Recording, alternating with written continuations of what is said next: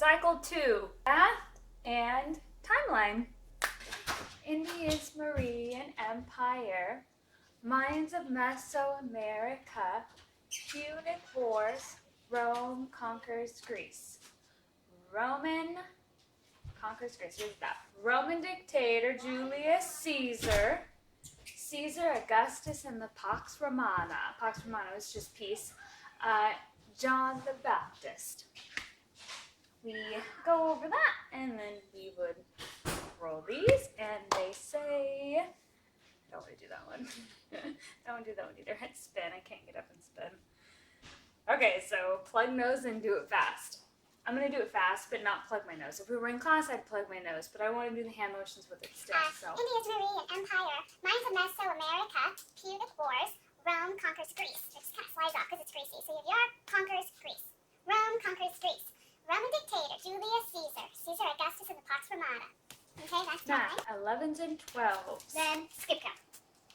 11, 22, 30, 3, 40, 4, 55, 66, 77, 88, 99, 110, 121, 132, 143, 154, 165.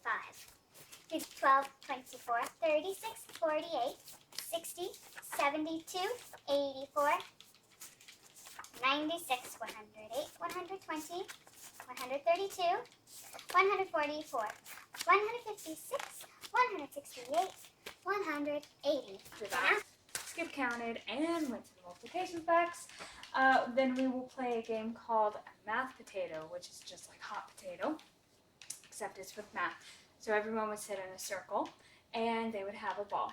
We would start skip counting as our song, and every time we paused in our skip counting song, whoever is holding the ball would have to give the math fact for that.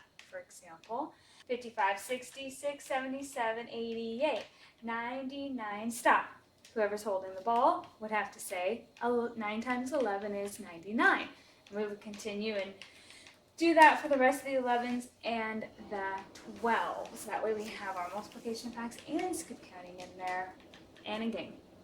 And we're back! English, possessive pronouns. Because these pronouns are possessive, we're going to use Bob and we're going to snatch him up from the ground and hold on to him because we possess him. And we're also going to say this in kind of a na way to help us remember. So, English, possessive pronouns. Possessive pronouns, mine, yours, his, hers, ours, yours, and theirs. They all are mine. Okay, again. Possessive pronouns, mine, yours, his, hers, ours, yours, and theirs. They all are mine. It's mine. Okay, so that's how we're going to say them, and we're just going to have something that we're going to grab as we chant this to help us remember. One more time. Possessive pronouns, mine, yours, his, hers, ours, yours, and theirs. They all are mine. All right, and those are the English possessive pronouns. History. For this one, we're going to use hand motions to help us remember. So if my cat doesn't knock my board down, tell me about the Renaissance. During the Renaissance period, from 1350 to 1600s. We want to slow down on this part and really emphasize the years and make sure that we put up the number to help remember what During it is. the Renaissance period, from 1350 to 1600, Da Vinci was. So we're going to start with an ASLD. And because Da Vinci was an inventor, we're going to point it to our head and then up at the sky like we had a great idea. So all with our D. Da Vinci was a famous inventor. Shakespeare was. So for Shakespeare, we're going to go in with our ASL-S, which looks like this. And as we say a famous playwright, we're going to put this arm over our stomach. This arm is out, and we're going to take a bow. Of course, this is funner if you do it while standing up. But if I stand up, I'll be out of frame. So again, the Shakespeare with an ASL-S across the stomach, and you take a bow. Famous playwright Michelangelo was. So for Michelangelo, we're going to do the ASL M, which looks like this. The thumb is after the third finger. And when we say a famous artist, we're going to very seriously and dramatically look like we're painting a canvas, all while keeping our M. So Michelangelo was a famous artist, and Copernicus, we're going to do the ASL sign for a C, Copernicus. And then when we say it was a famous scientist, this is going to turn into a telescope, and we're going to look around. Copernicus was a famous scientist. And altogether, it looks and sounds like this. Tell me about the Renaissance. During the Renaissance period, from 1350 to 1600, Da Vinci was a famous inventor. Shakespeare was a famous playwright. Michelangelo was a famous artist. And Copernicus was a famous scientist. One more time. During the Renaissance period, from 1350 to 1600, Da Vinci was a famous inventor. Shakespeare was a famous playwright. Michelangelo was a famous artist. And Copernicus was a famous scientist. Okay, and that's history. Latin. Same as last week, it's same as week 5.